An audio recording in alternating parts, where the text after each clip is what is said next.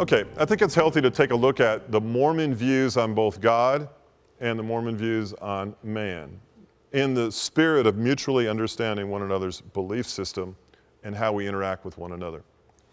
Joseph Smith, the central figure to the Book of Mormon, as we've talked about in other videos, said that God is an exalted man who was once as we are. That is to say, God originated as a man and had become a deity.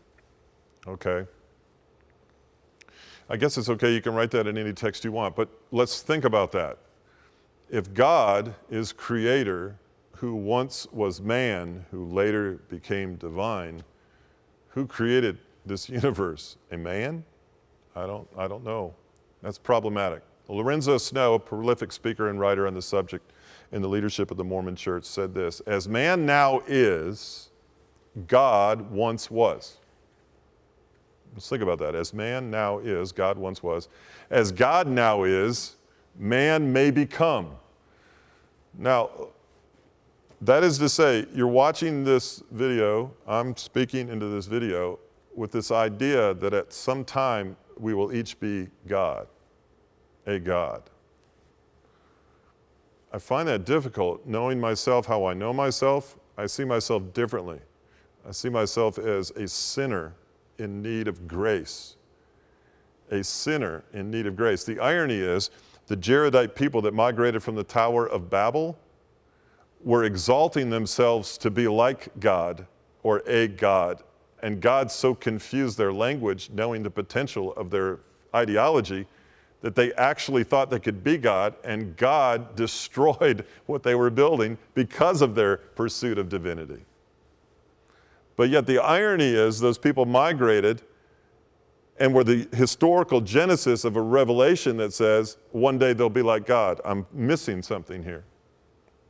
Brigham Young, an early leader in the Mormon Church, saw Adam as God in bodily form. And the Garden of Eden was not in Mesopotamia, but Missouri.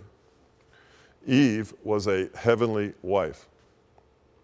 Gordon Hinckley saw Christ himself as conceived, not immaculate conception, as conceived by the union of the archangel Michael with Mary.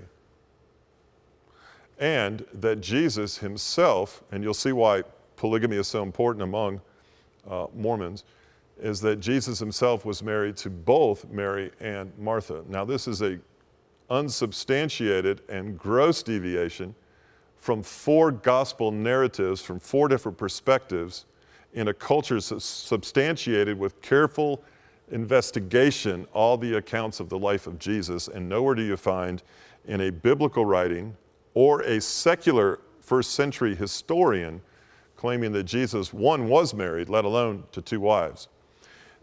The multiple wives aspect of Mormonism exists because although Jesus said in Matthew 22, there is no marriage in heaven, Mormons see marriage as eternal.